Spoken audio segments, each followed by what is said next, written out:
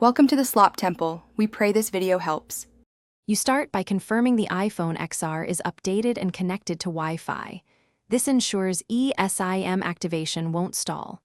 Next, grab the carrier's QR code, activation code, or the carrier app.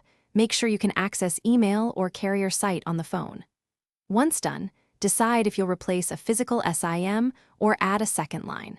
You also should know which line will be default for calls and data, because that choice affects later settings and automatic network behavior. You tap Settings, then Cellular, then Add Cellular Plan. Choose Scan QR or enter the activation details manually.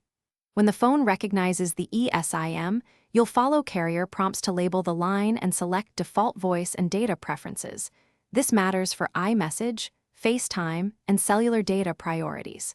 Make sure to enable data switching if you expect automatic data use between plans. Once the install finishes, let the phone complete carrier activation. If it looks stuck, you finish by confirming the eSIM shows carrier name and signal, then test a call, text, and browse to ensure data works. Make adjustments in settings for which line is primary for voice, SMS, and cellular data, and turn on Wi-Fi calling if your carrier supports it. If activation fails, first restart the iPhone and rescan the QR or re-enter the details.